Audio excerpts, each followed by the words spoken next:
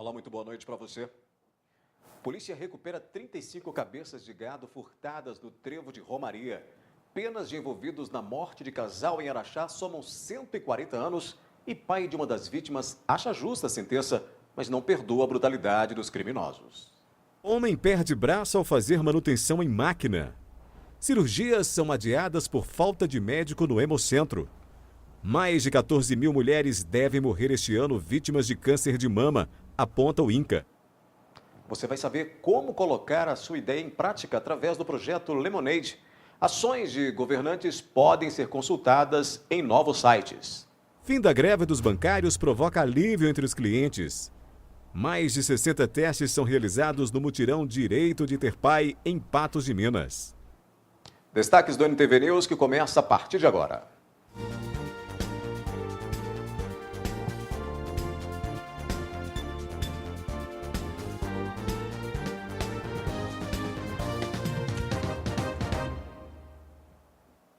Um mutirão da Defensoria Pública garante o direito de crianças ter o nome do pai na certidão de nascimento. É o programa Direito de Ter Pai. Muitos se apresentam espontaneamente, outros são intimados. Em Patos de Minas foram oferecidos 61 testes de paternidade.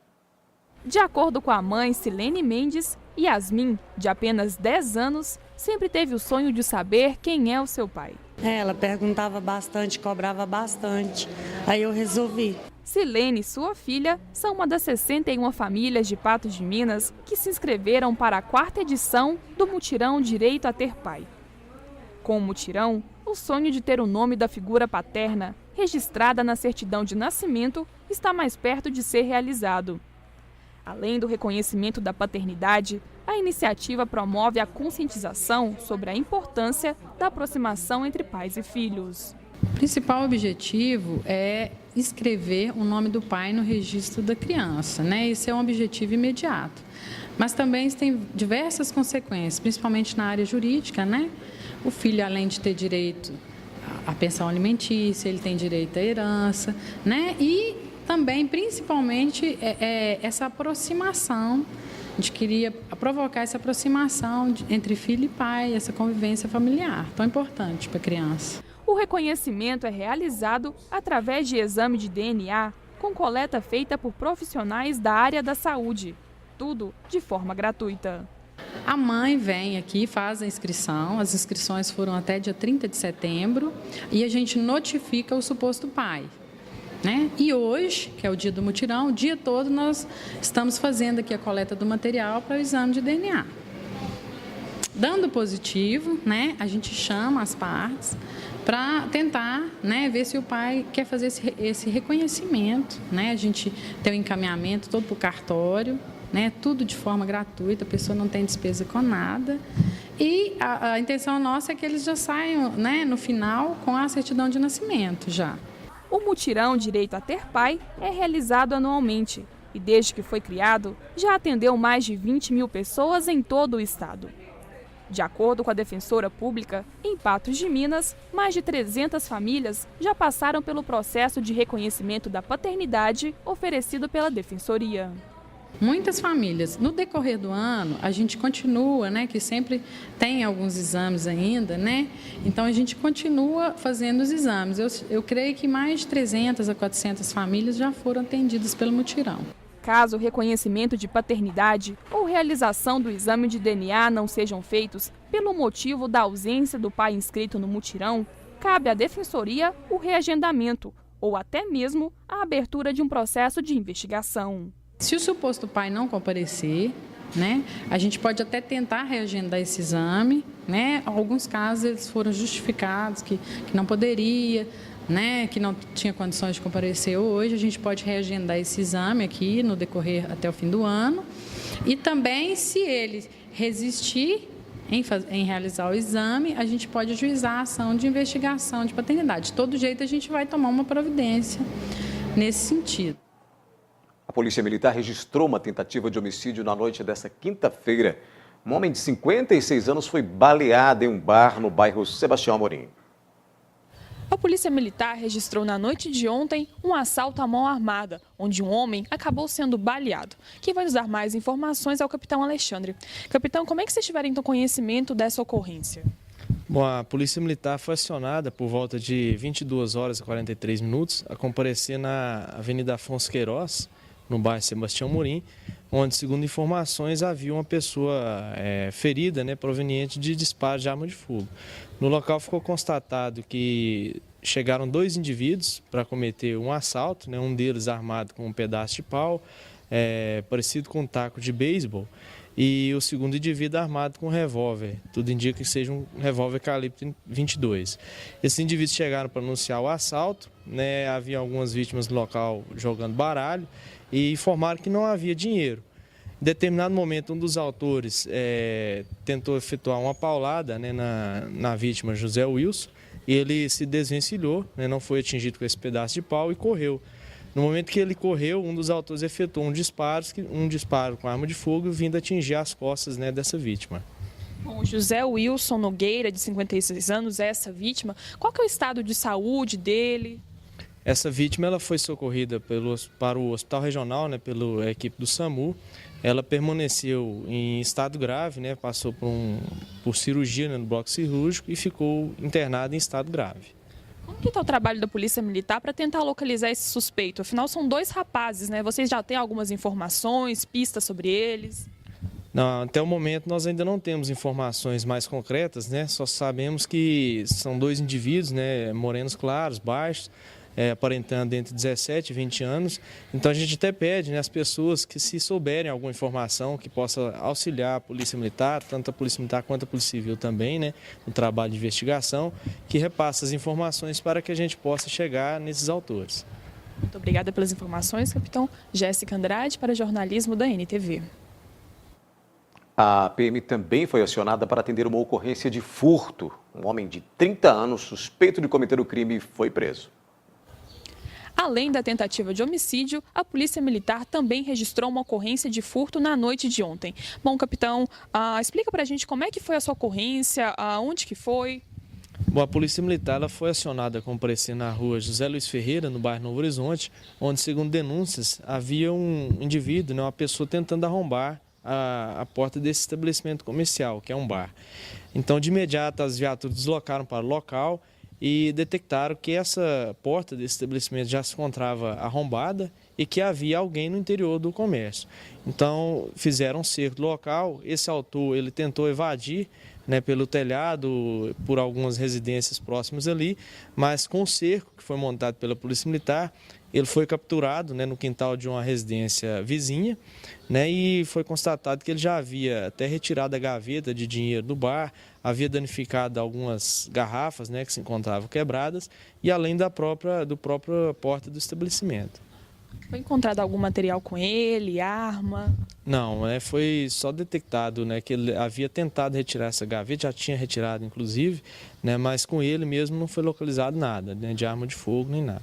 Bom, o Diogo Santos Silva, então de 30 anos, foi preso. Ele é conhecido como Porquinho, Ele já tem passagem, já é conhecido pela polícia, Sim, ele já possui várias passagens por furto, receptação, ameaça. Então é um indivíduo reincidente, e contumaz aí na prática de furto. Capitão, muito obrigada pelas informações. Jéssica Andrade, para o jornalismo da NTV.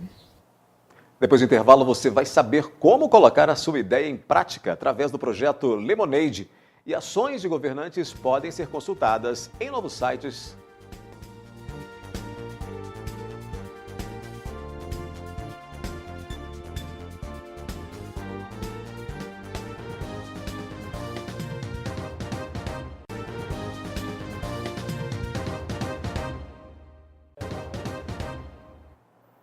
A partir de amanhã, os estudantes podem testar os conhecimentos para o Exame Nacional do Ensino Médio, o Enem, no 4º e último simulado disponível na plataforma Hora do Enem. O simulado poderá ser acessado a partir das 8 horas até às 20 horas do dia 16 de outubro. Para acessar a página por computador, telefone ou tablet, é preciso fazer um cadastro no site www.gicgames.com.br. O 4º simulado tem diferenças em relação às edições anteriores e será ainda mais parecido com o formato de aplicação da prova do Enem. O simulado será dividido em 2 provas, somando 180 questões. Como são testes longos, o recomendável é que sejam feitos em 2 dias, assim como ocorre no Enem. Obrigatoriamente, é preciso fazer a prova do primeiro dia antes da prova do segundo.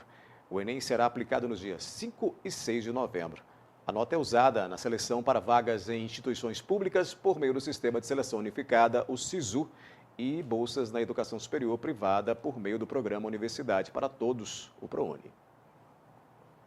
E o Unipan realiza o observatório nesse sábado, uma oportunidade para que os estudantes possam conhecer as profissões a partir da amostra de cursos. Durante o evento será lançado o Vestibular 2017. As inscrições serão abertas amanhã. O processo seletivo acontece em 13 de novembro. Um projeto que nasceu em Belo Horizonte está em busca de boas ideias dos empreendedores patenses. As inscrições para participar do projeto Lemonade podem ser feitas até o dia 19 de outubro.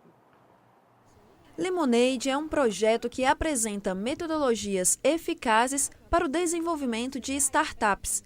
Startups são ideias e produtos que visam inovar o mercado. Nesse programa, os empreendedores vão poder tirar essa ideia do papel, desenvolver um modelo de negócio, desenhar à perfeição sua proposta de valor e fazer com que seus sonhos virem realidade e, quem sabe, não terminar o programa monetizando, ganhando dinheiro por aquela ideia que um dia ele sonhou, está virando realidade, pode virar o futuro e a solução de muitos problemas da sociedade. A reunião que aconteceu na noite desta quinta-feira é o pontapé inicial do projeto.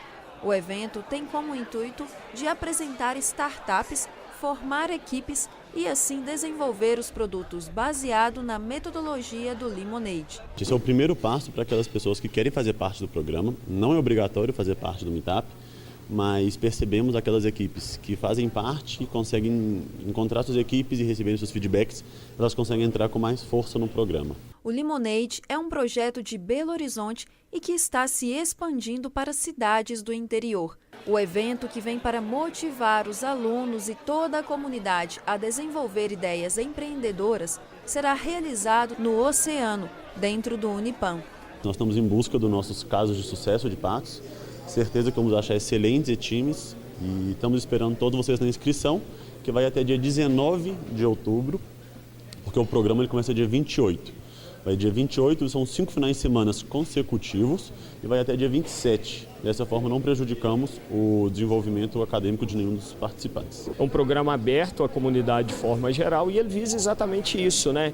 É criar um relacionamento entre os empreendedores, mas ao mesmo tempo trazer também os empresários, né, e os possíveis patrocinadores, né, para que eles se interessem, interajam com essas ideias e faça de uma forma geral a sociedade evoluir, principalmente a região no qual ele está inserido. Na Meetup também foi apresentada a startup do empreendedor Carlos Camargo, que venceu o prêmio Lemonade de Uberlândia. Ele fala da sua experiência e do quanto esse projeto o ajudou a desenvolver o seu produto. O Lemonade foi super importante para a minha startup, que é a B11. Nós somos um matchmaker entre 9 jogadores de olheiros de futebol. A gente vai fazer uma conexão entre clube de futebol, empresários, olheiros, com essa molecada aí que está surgindo, que joga muita bola, mas que não tem nenhuma oportunidade para poder participar de uma peneira. Eles querem só uma oportunidade para participar de uma peneira, de um teste de futebol, e a gente vai proporcionar essa oportunidade para eles. Se você tem uma ideia, se você quer tirar sua ideia no papel, eu recomendo que vocês venham aos meetups, exponham suas ideias e busquem por alguns parceiros aqui, porque pode ter alguém que se interessa, identifica a sua ideia e você pode ter mais um sócio aí, mais algum amigo para trabalhar com você também, tá? O evento é muito bacana e eu convido vocês para participar dos próximos aí também. O vice-governador e presidente do PMDB em Minas, Antônio Andrade, condicionou o apoio ao Partido dos Trabalhadores no Estado ao bom comportamento dos petistas e enfatizou que a aliança está firmada apenas até dezembro de 2018, quando termina o atual mandato no Executivo Estadual. Antônio Andrade reclamou na tarde de quinta-feira que os aliados têm dado declarações contra o PMDB, chamando alguns dos seus membros de golpistas. O aviso do vice-governador foi dado um dia depois do STJ decidir que a Assembleia Legislativa terá que votar sobre o andamento do processo de Pimentel na Operação Acrônimo. Pouca gente sabe, mas é possível fiscalizar as ações dos governantes sem sair de casa. Jovens criaram sites que apresentam de uma forma simples os gastos dos órgãos públicos. Uma ferramenta que permite ao cidadão fiscalizar os gastos de uma cidade. Sabia que no ano passado, em Belo Horizonte, a prefeitura desembolsou mais de 7 bilhões de reais? Está tudo aqui no portal Fiscaliza Agora. O Matheus foi um dos idealizadores do projeto. Essa iniciativa surgiu quando a gente percebeu que, apesar de existir muitos portais de transparência, ainda era muito difícil e complicado para o cidadão chegar na informação que ele queria para analisar a gestão da cidade. O que a gente fez foi buscar esses dados dos portais de transparência e colocar ele na ferramenta com uma busca simples por meio da palavra-chave, que facilita muito para o cidadão comum encontrar o que ele precisa. Os números vêm do portal da transparência dos Tribunais de Conta dos Estados. Até agora, o aplicativo já existe aqui em Minas, São Paulo, Ceará, Paraná e Pernambuco. O Felipe ajudou na criação do layout do portal.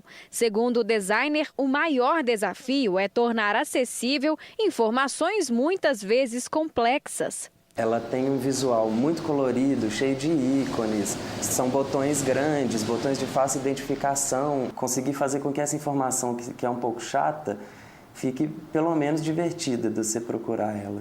O Matheus também desenvolveu o diagnóstico público. O software se parece com o Fiscaliza Agora, mas é mais completo e interativo. Ele já é uma forma da gente mostrar o potencial das informações disponibilizadas hoje nos portais de transparência do governo.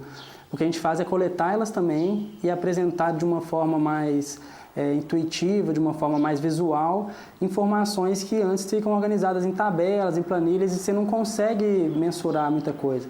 O diagnóstico público ainda aguarda patrocínio, por conta do alto valor para ser mantido no ar. Ele já está disponível na internet, mas ainda por meio de login, porque esse projeto não tem patrocínio, é um projeto que a gente fez por conta própria e é muito caro para a gente conseguir manter ele hoje no ar. Dados do IBGE mostram que 27% da população brasileira está na faixa dos 18 aos 33 anos. Isso representa algo em torno de 55 milhões de pessoas. Mesmo com tantos jovens no Brasil, sabia que mais de 70% estão muito ou totalmente insatisfeitos com a política no país? O dado vem de uma empresa especialista em comportamento dos jovens e revela ainda que quase a metade deles poderia se reaproximar da política através das novas tecnologias. Foi o que aconteceu com a Cecília, não é mesmo? É verdade. De um ano para cá eu venho me interessado muito mais pela política porque aconteceu esse boom nas redes sociais, né, de compartilhamento, de pessoas procurando saber, de denúncias sendo feitas, e as informações chegam até a gente muito fácil, assim. Antes eu achava que tudo relacionado à política estava muito distante de mim, e agora eu vejo que está muito próximo e que eu posso fazer alguma coisa para mudar. Outra ideia que promete estimular ainda mais a participação dos jovens é o aplicativo Vote Consciente. O app sugere quem são os candidatos mais alinhados ao pensamento do eleitor por meio de perguntas. Já a plataforma Voto Legal permite que pessoas físicas doem recursos para candidatos e monitorem em tempo real a prestação de contas. É possível também acessar o perfil do candidato, histórico, principais projetos e prestação de contas. Para a coordenadora do Centro de Convergência de Novas Mídias da UFMG, acompanhar a política é também responsabilidade de todos. Acho que cada vez mais é importante a gente entender que tipo de político que a gente elege, ou seja, ele é nosso representante. Então nós não só temos o direito de acompanhá-lo, como temos a obrigação. Porque é muito fácil a gente dizer que o político não presta, que o político é isso, que o político é aquilo. A responsabilidade é nossa também, né? Então, essa discussão mais politizada das eleições, no sentido da corresponsabilidade, é algo que a gente tem que começar a fazer. Isso é muito raro no Brasil. A seguir tem a movimentação dos bancos com o fim da greve e homem perde braço ao fazer manutenção em máquina.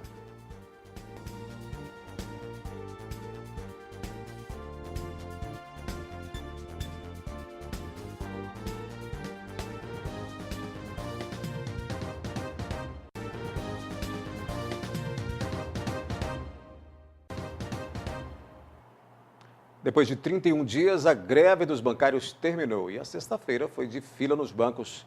Início de um novo problema, mas que deverá normalizar em algumas semanas. Esse período sem os serviços de atendimento nos bancos foi um verdadeiro caos. Eu tinha um dinheiro para liberar, nada, eu tinha uma transferência para vir de fora para cá, até hoje não chegou. Para mim prejudicou muito. A gente, como trabalhador, ficou muito prejudicado. Em certo ponto, assim, você está indo lá procurar uma ajuda com eles, em termos de depósito, alguém que nem sabe, como se diz, tirar o dinheiro, né, para estar recebendo, não tinha ninguém para estar acompanhando. Eles estão no direito deles de correr atrás dos direitos salariais, tudo, mas tem que pensar um pouquinho também na população. Eu, por exemplo, tive um problema no meu cartão, eu vou conseguir resolver ele somente hoje. Eu fiquei 30 dias parado, não podia sacar meu dinheiro da conta, eu fui extremamente prejudicado por conta disso. Foram 11 rodadas de negociações para que o Comando Nacional dos Bancários e a Federação Nacional dos Bancos entrassem em um acordo. 31 dias paralisados, a maior mobilização de greve no setor desde 2014. Nesta sexta-feira, as agências voltaram a funcionar normalmente, mas a população ainda sofre com o tumulto para colocar as suas coisas em ordem.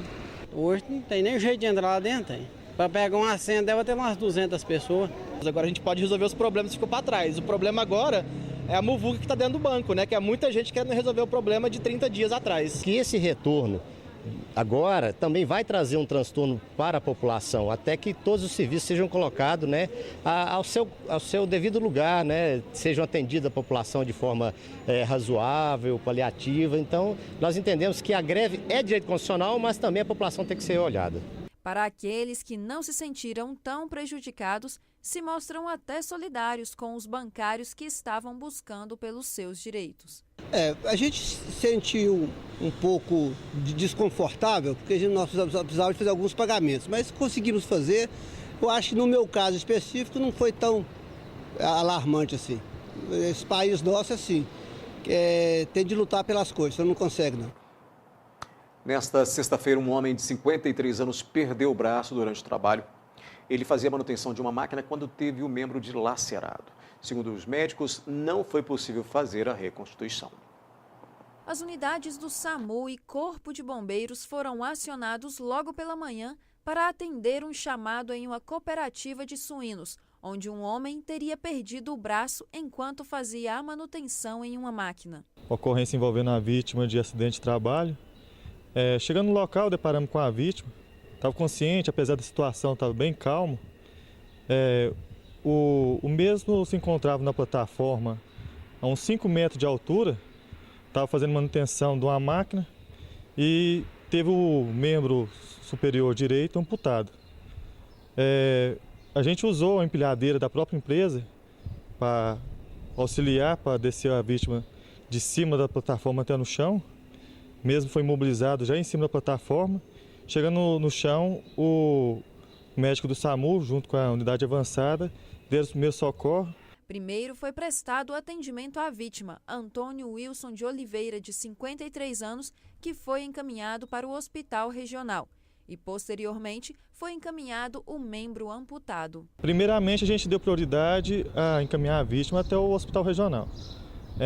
Em seguida, a gente conseguiu retirar, depois que o SAMU já tinha levado a vítima, a guarnição do salvamento do bombeiro, levamos o mais rápido possível o membro para o hospital para ver se tinha alguma coisa a ser feita pela equipe médica.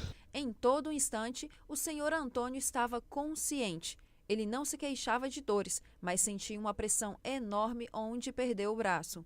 Aí, diante de tal, nós avaliamos, ele estava lúcido, consciente da situação, em estado assim, no choque emocional, porque é muito assustador.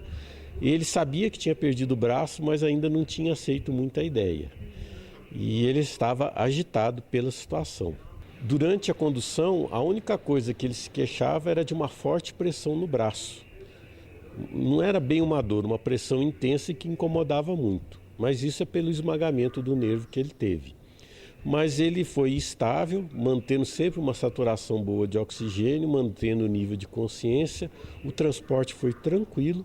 De acordo com o médico socorrista, Dr. Alexander Gonçalves, não será possível reconstituir o membro perdido no acidente. Agora, a única coisa é que mesmo tendo levado o membro junto, né, o braço dele lá junto com ele, não foi possível preservar.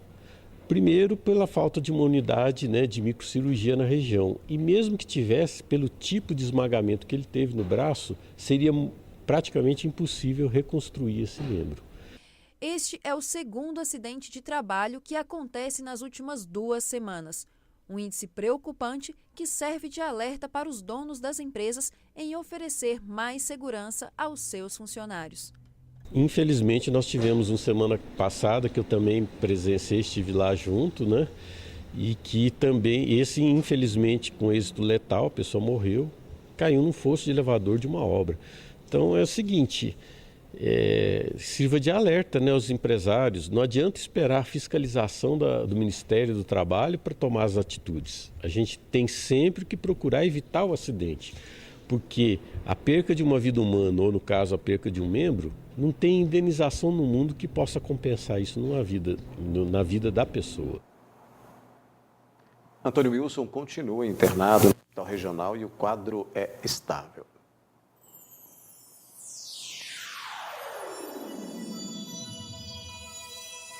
Precisou de óculos? Vem direto para New Color. 3 óticas em Patos de Minas.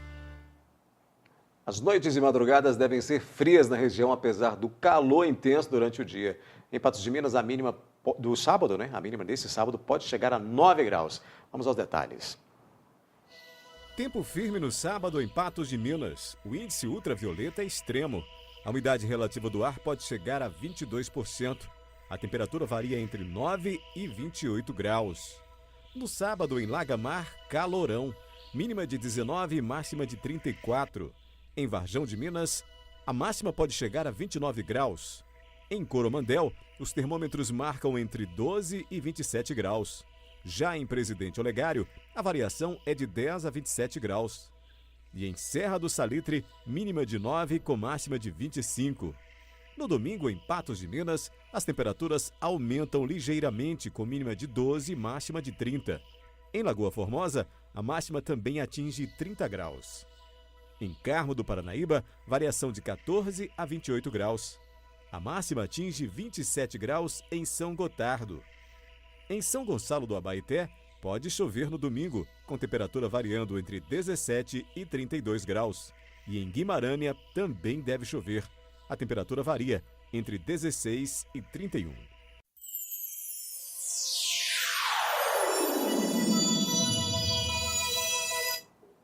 Olha, já vamos mostrar que alerta contra o câncer de mama mobiliza voluntários e diversas ações são realizadas.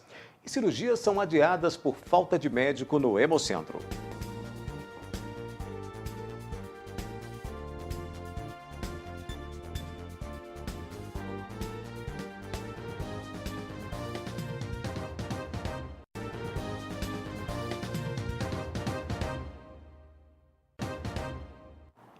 O mês de outubro é simbolicamente colorido de rosa para que as mulheres fiquem atentas.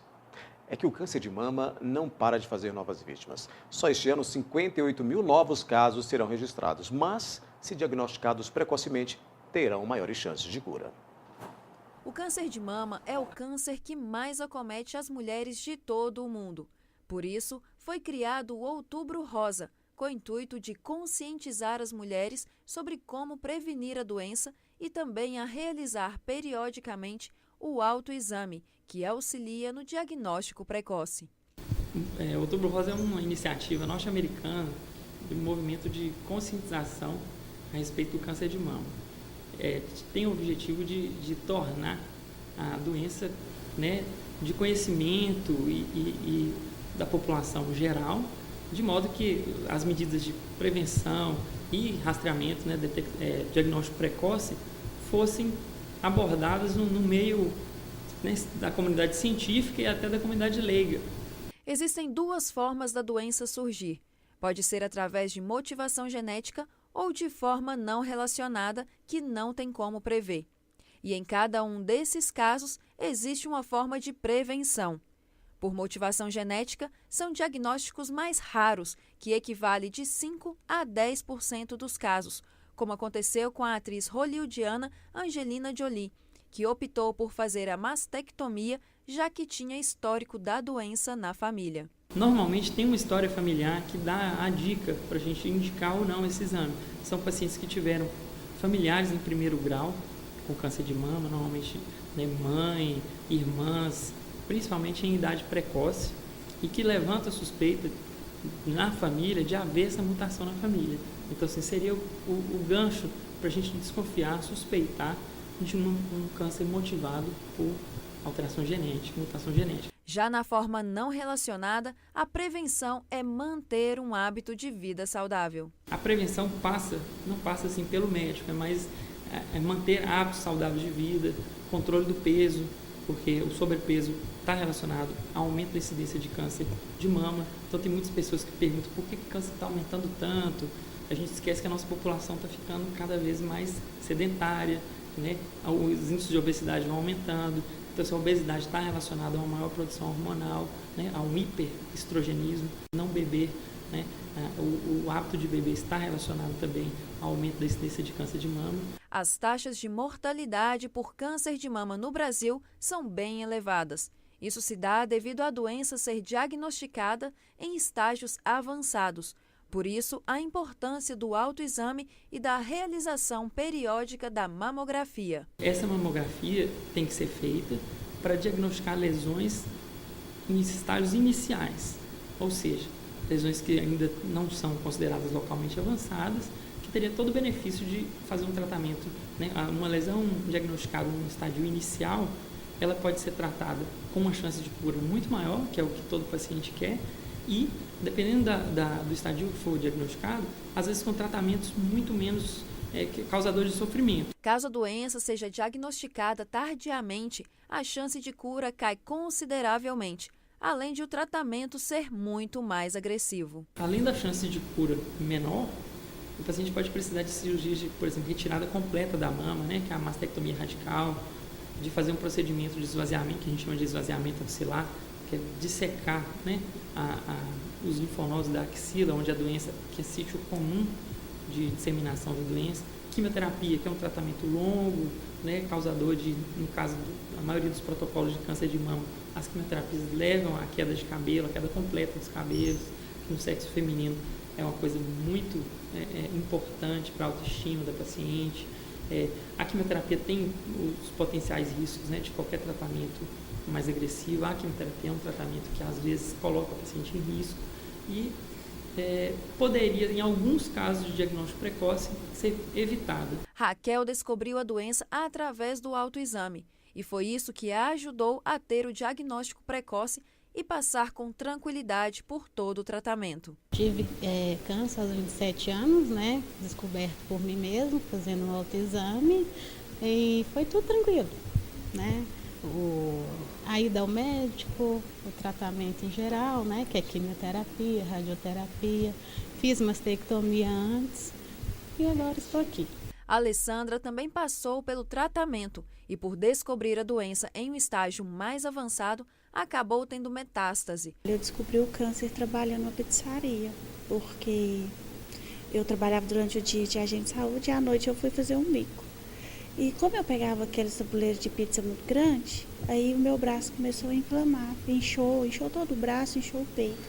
Fui no médico e ele me passou de diclofenaco. O braço desinchou, mas a minha mama não. Minha mama continuou crescendo. Aí eu fiquei uma semana observando a mama e tocando nela, uma semana, tocava nas duas. E aí eu descobri um nódulo bem no alto, bem aqui no alto. E o Senhor falou comigo, não, filha, você não vai morrer. E desses 2 meses de vida que os médicos tinham me dado, já tem 2 anos e meio, porque são 4 anos de tratamento. O maior aliado contra o câncer de mama somos nós mesmas, que precisamos aprender a conhecer o próprio corpo e perceber quando algo estiver errado. As mulheres hoje em dia se preocupam muito com beleza, né, estética, tudo, e esquece da saúde. É muito importante, gente. Esse mês é muito importante, que é onde os profissionais da saúde têm mais espaço de estar falando, né? A população aprendendo mais, é muito importante. É muito importante aquelas propagandas que passam na televisão, eles ensinando. Eu aprendi a fazer o autoexame na televisão. sabe? Se tocar na hora do banho, saboar bastante a mão com o sabonete e passar assim em volta e se tocar mesmo, saber o que é nódulo, o que são algumas pecinhas do tecido mamário mesmo, e o que é o nódulo. E se alguma coisa, sei lá, tem um negócio aqui, e ficar com dúvida, vá no postinho. Lá tem as enfermeiras que vai orientar, tem os agentes de saúde, procura as pessoas certas para falar. Não pode deixar para depois, né? Ah, não pode não, gente, porque isso aqui não é brinquedo. Sancionada pelo presidente Michel Temer, a lei que reprime e endurece penalidades àqueles que cometem tráfico nacional e internacional de pessoas foi publicada no Diário Oficial da União de hoje. A lei prevê também medidas de atenção e proteção para as vítimas desse tipo de crime. Conhecida como Marco Legal do Combate ao Tráfico de Pessoas, a nova lei institui como Dia Nacional de Enfrentamento ao Tráfico de Pessoas o 30 de julho. A situação do Hemocentro de Patos de Minas é preocupante. Com a falta de médicos, não há estoque e o serviço de oferta de bolsas de sangue está um caos. Até cirurgias tiveram que ser adiadas.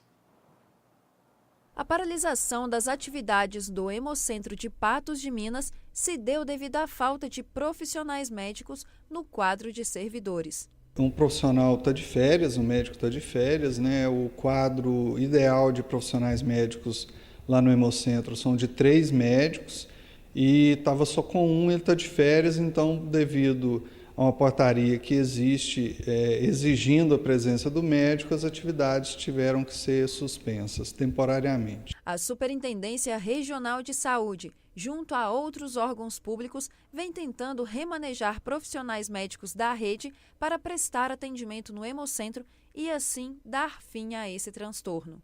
Olha, nós estamos aí em contato com a Secretaria Municipal de Saúde, com a FEMIG também, a possibilidade de ceder, que seja temporariamente, um profissional médico para retomar as atividades, mas a dificuldade está sendo questão de carga horária, porque os médicos que poderiam ser cedidos têm também que cumprir outras cargas horárias nos seus órgãos de origem, e aí a nossa dificuldade está sendo essa, mas estamos avançando nesse processo aí, temos já feito contato com vários médicos e a nossa expectativa é que isso se resolva o mais rápido possível. Várias cirurgias estão sendo adiadas devido à falta de fornecimento de hemocomponentes.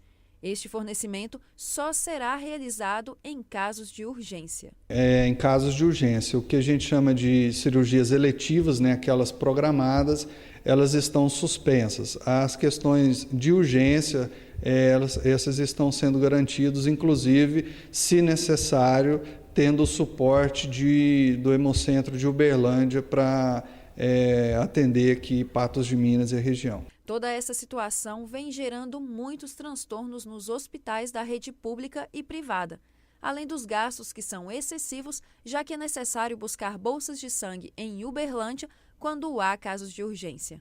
Com certeza o transtorno é grande, não só na rede SUS, mas até na rede particular, né, porque as cirurgias tiveram que ser suspensas. Por isso, os nossos esforços aí junto à Secretaria Municipal de Saúde, FEMIG, Hemominas, nível central da Secretaria e do Hemominas em Belo Horizonte também nos cobrando aí intensamente, e outras lideranças, até o deputado Eli Tarquini também cobrando aí a solução dessa questão o mais rápido possível. Ainda hoje você vai ver que polícia recupera 35 cabeças de gado furtadas no trevo de Romaria. E pai de uma das vítimas morta brutalmente em Araxá se diz satisfeito com a sentença, mas não perdoa criminosos.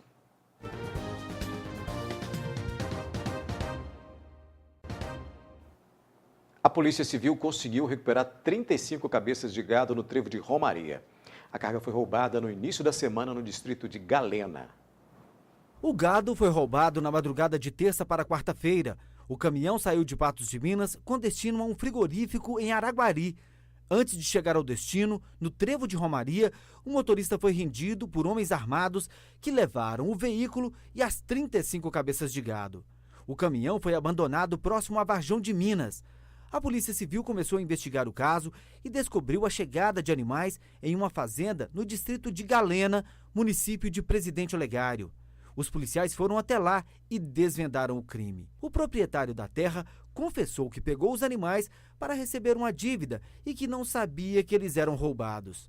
Os 35 animais foram levados para o Parque de Exposições de Patos de Minas para serem devolvidos ao proprietário. O caminhão já havia sido recuperado. O trabalho continua agora com o intuito de prender os assaltantes. Saiu ontem a sentença das 3 pessoas que mataram um casal em Araxá com mais de 100 facadas. Somadas, as penas são mais de 140 anos de prisão.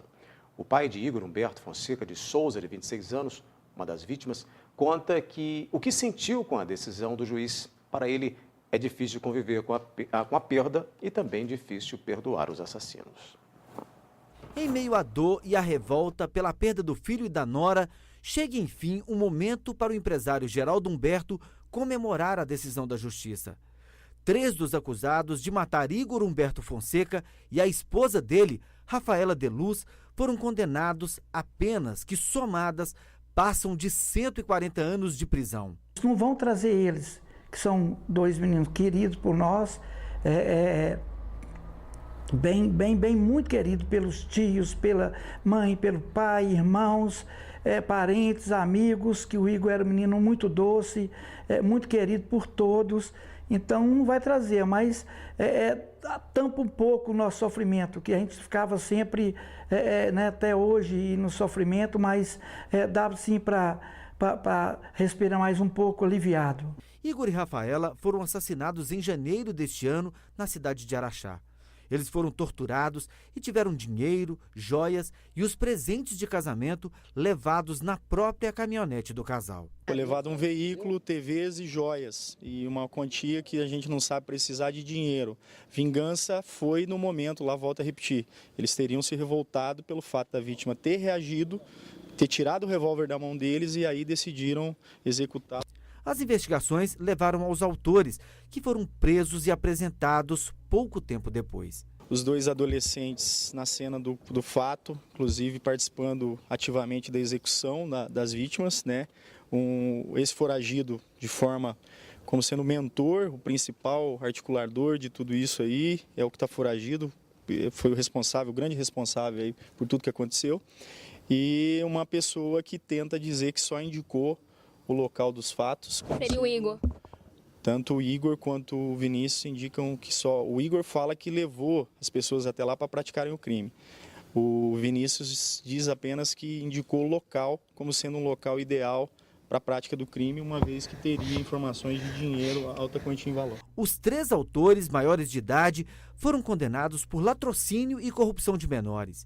Yuri Santiago Borges, de 22 anos, teve a maior condenação, 53 anos de prisão.